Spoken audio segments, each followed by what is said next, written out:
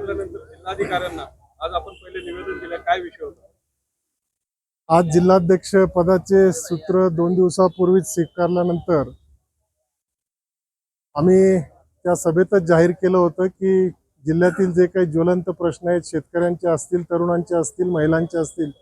या संदर्भात काँग्रेस पक्ष नेहमीच आंदोलनाच्या भूमिकेत राहील आणि त्या अनुषंगाने आज जिल्ह्यामध्ये जे शेतकऱ्यांसमोर जी काही मोठी अडचण निर्माण झालेली आहे खतासंदर्भात, जी युरियाची टंचाई प्रशासनाने आणि व्यापाऱ्यांनी या जिल्ह्यामध्ये निर्माण केलेली आहे आणि शेतकरी अत्यंत अडचणीत असताना त्याला पुरेसा युरिया मिळत नाही, या संदर्भात माननीय जिल्हाधिकारी महोदयांना आम्ही जिल्हा काँग्रेस कमिटीचे अध्यक्ष, शहर अध्यक्ष युसुफभाई असतील, सेवा दलाचे प्रदेशाध्यक्ष विलास बापू अवतडे साहेब असतील, जगन्नाथरावजी काळे, भाऊसाहेब काळे, आमच्या सर्व सहकाऱ्यांनी आणि काँग्रेस पक्षाच्या प्रदेशच्या पदाधिकाऱ्यांनी जिल्हाधिकाऱ्यांना विनंती केलेली की शेतकऱ्यांना जी युरियाची टंचाई भासते ती टंचाई दूर करण्यासाठी त्यांनी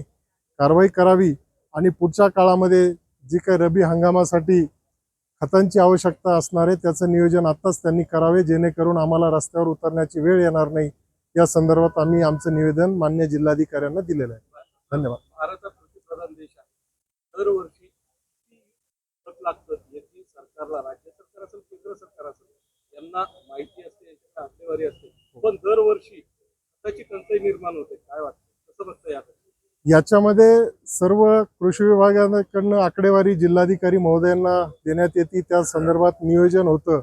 आणि पुरेसं जर अलॉटमेंट जर झालं, विशेषतः आपल्या जिल्ह्यावर या खत उत्पादक कंपन्या आहे त्यांच्याकडनं सतत अन्याय होत आलेला आहे। जे शासनाने त्यांना ॲलोकेशन दिलेलं आहे ते ॲलोकेशनसुद्धा त्यांनी पूर्णपणे आजपर्यंत दिलेलं नाही आणि थोडीफार पिकाची जी काही बदल झालेला आहे पीक पद्धतीमध्ये त्याचा थोडाफार फरक या ठिकाणी आहे, त्यामुळे निश्चित आहे, परंतु व्यापाऱ्याकडनं लिंकिंगच्या माध्यमातून शेतकऱ्यांना खताबरोबरच इतर जे काही शेतकऱ्यांना आवश्यकता नाही अशी उत्पादनं घेण्यासाठी शेतकऱ्यांवर दबाव येतो आणि नाईलाजाने शेतकऱ्यांना त्याला आर्थिक नुकसान त्यातून होत आहे। काँग्रेस पक्षातर्फे आज खतासाठी शेतकऱ्यांसाठी जिल्हाधिकाऱ्यांना निवेदन दिले, अजून 2 शेतकऱ्यांचे प्रश्न आहेत, एक आहे पीक विमा आणि दुसरा आहे कर्जमाफी, याबाबत काँग्रेस पक्ष म्हणून आपण काय निर्णय घेणार आणि याबाबत काय आंदोलनाची दिशा आहे? पीक विम्यासंदर्भात मागेच जी काही योजना होती 1 रुपयात पीक विम्याची, ही शासनाने रद्द करून एक प्रकारे शेतकऱ्यांच्या जखमेवर मीठ चोळण्याचा प्रयत्न केलाय। मागच्या काळात त्या संदर्भातही आम्ही आवाज उठवलेला होता, परंतु शासनाने त्याची काही आज दखल घेतलेली नाही।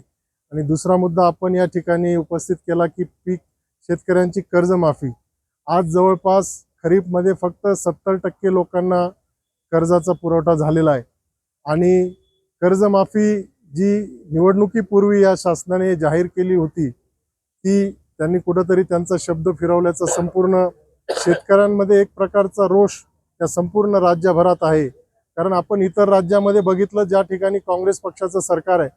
मग तेलंगणा असेल, त्या राज्यामध्ये कर्नाटक असेल, त्याही ठिकाणी काँग्रेस पक्षाने आश्वासन दिलं होतं निवडणुकीपूर्वी